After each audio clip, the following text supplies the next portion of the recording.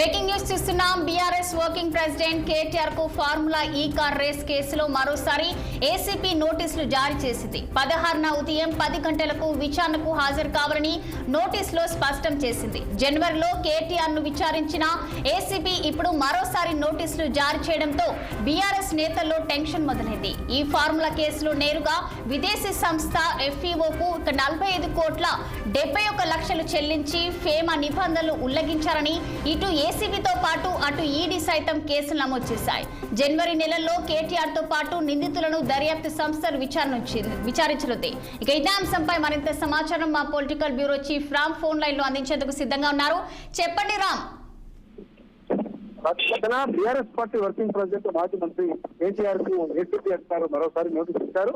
సోమవారం ఉదయం 10 గంటలకు కూడా నోటీసులో స్పష్టంగా పేర్కొన్నారు. ఇప్పటికే ఈ ఫార్ములా కార్ గత కొద్ది రోజులుగా రాష్ట్రంలో ఒక పెద్ద ఎత్తున రాజకీయ ప్రచారం జరుగుతూ ఉంది. 45 కోట్ల ఆర్థికపరమైన పాలనాపరమైన అనుమతి లేకుండా ఎలా మరణించాలన్న విషయంపై పెద్ద ఎత్తున చర్చ జరుగుతూ ఉంది. అప్పటి ఫైనాన్షియల్ సెక్రటరీ రామకృష్ణారావు, ఆ తర్వాత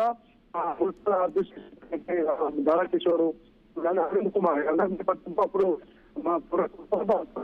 మధ్యలో ఉన్న కేటీఆర్ ఈ ఆర్బీఐ అనుమతి ఫైనాన్షియల్ ఇష్యూస్ ఎట్లా డీల్ చేశారని చెప్పి కాంగ్రెస్ ప్రభుత్వం అధికారం రాగానే అతని పైన విచారణకు నిర్వహణ చేసింది. ఇప్పటికే ఈ విషయంలో మాజీ ప్రస్తుత ఐఏఎస్ అధికారి అరవింద్ కుమార్ పాటు ఇతర అధికారులు కూడా విచారణకు హాజరయ్యారు. అటు బిఎల్ఎన్ రెడ్డి, తర్వాత ఇటు మన అరవింద్ కుమార్ ఇటు ఈడీ విచారణకు అటు ఏసీబీ విచారణకు కూడా హాజరయ్యారు.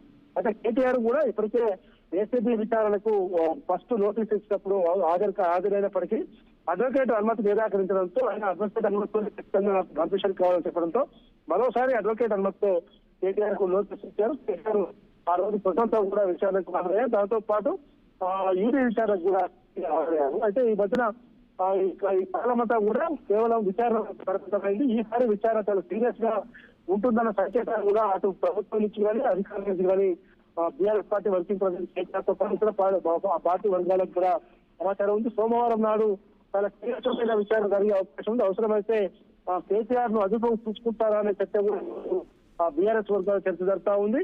కేటీఆర్ కూడా గతంలో తమ్ముంటారని తప్పేంటో తెలుసుకుంటారు, నేను నిర్దోషిగా బయటకు వస్తాను, కేవలం రాజకీయ కుట్రతో కూడిన అంశాల వరకే పరిమితం అవుతా ఉంది, నన్ను ఈ ఫార్ములా కాంగ్రెస్ విషయంలో మా కవితను లిక్కర్ కేసులో కేంద్రంలోని బీజేపీ ఇటు కాంగ్రెస్ ప్రభుత్వం కుమ్మక్కై మా చెన్నై కవితను ఎత్తిచ్చారు.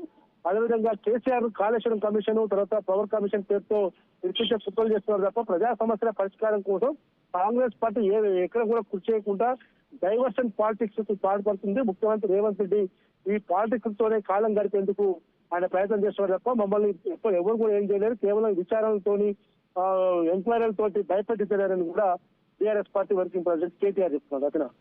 Okay, thank you Ram.